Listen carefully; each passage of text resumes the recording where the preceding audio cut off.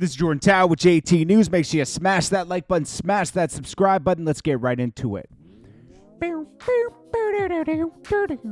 We're talking about Meek Mill. It was all good just a week ago with Rick Ross, okay? Rick Ross basically annihilates Meek Mill with this comparison. Now, this is you could say, oh no, he's just talking about MJ and he's talking about Scottie Pippen. No. Don't forget, Meek Mill just recently called him out and said, I haven't been paid for music in my whole career. That's BS. If you never got paid from his music, from the label, he would have raised an issue in 2015 when Wale raised an issue saying, we're owed money. He said, don't forget, he told Wale, you can look this up. I didn't feel like going, I have it in my computer. He said, this guy's telling me that Rick Ross owes us money. Get out of here. Like, leave MMG. You ain't MMG no more. Don't forget that. Remember, just look it up. Meek Wale, he said it publicly on Twitter. Okay? So Rick Ross breaks down this contract with, well, not a contract. He just breaks down the whole dynamic between MJ and Scottie Pippen and how Scottie Pippen's a hater. And don't forget, like, without MJ, who's Scottie Pippen? And we're going to have another relation to this in a second. So look, I got a question, and it's pertaining to Michael Jordan, Scottie Pippen, and business. I just came across where Scottie Pippen said Michael Jordan got paid $10 million for the documentary, and he and his teammates received nothing. First thing that come to my mind is, you, Scottie Pippen, you ain't handle your business when you was negotiating your own contract 30 years ago. You got, and what you want Mike to negotiate your contract? Then when it came to this documentary, you got, again, waited 2 years to say I got. Nah. First thing come to my mind is don't be in the documentary if they ain't got a bag for me. I done stepped back from a lot before when they said, hey, Rose, will you donate the money to charity or the da-da-da-da? No, I got my own charities to donate to, so you donate. The point I'm trying to make is, if we all on the same team and we all got the same 6 rings, it's our individual responsibility to make sure we maximize the situation. You can't blame that on nobody else. You can't live your life and end up in a predicament and blame that on anybody else. You got to stand on what you put out there, baby. You got to stand on it. Stand on it. That's what makes you a boss. Win, lose, or draw.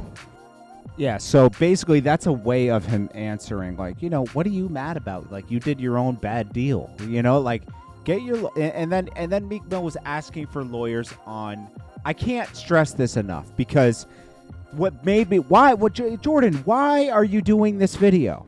Why are you doing this video?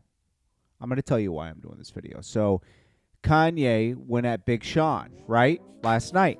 He said the worst decision I ever made is signing Big Sean and John Legend, right?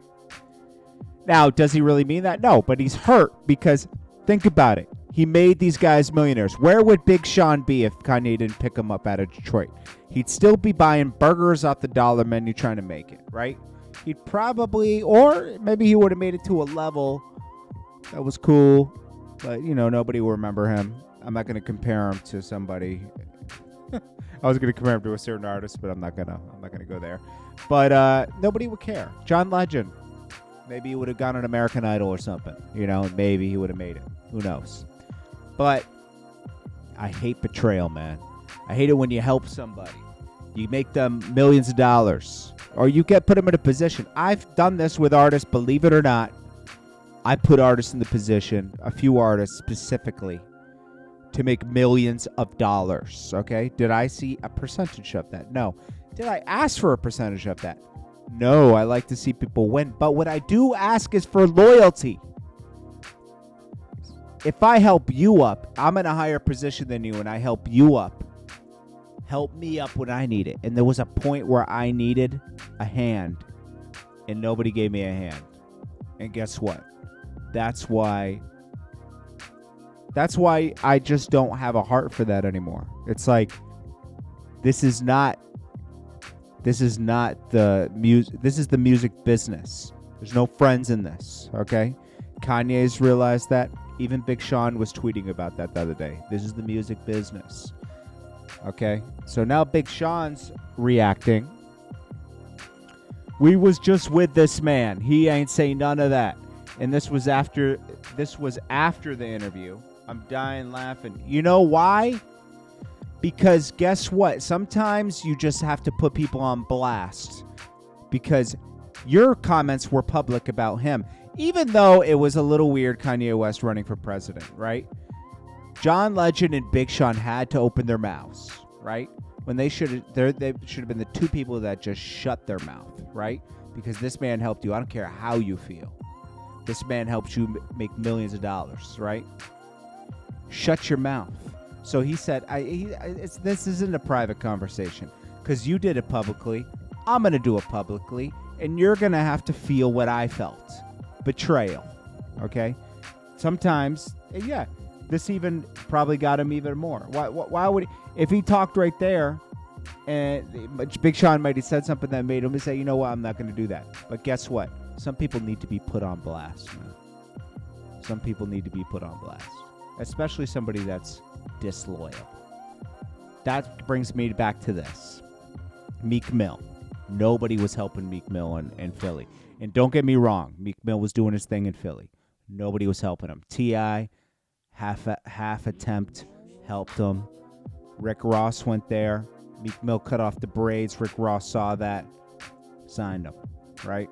I ain't going to say it was my video, but maybe that put a little bit extra pressure because Rick Ross went up there, but he didn't do anything right away. I remember right when I dropped that video on the top with Meek, because I like Meek, right? And I was like, yo, he deserves a shot. I was actually planning on doing more videos with Meek until he got signed, then I was like, yeah. Because, the Rick Ross machines in there. I didn't want to go near that. He was beefing with 50 Cent and everything. I did the first video of him beefing with 50 Cent. I just didn't put it out because I didn't put it out right away. I put it out after he dropped Mafia Music because I was like, I don't want to be involved in this beef. Like, I live in New York. 50 Cent could come to my crib, and he might. But, because 50 was moving ruthless, super ruthless back then. He wasn't the IG gangster. He was like, I could be out and just run into the wrong person, and, you're playing with people's, that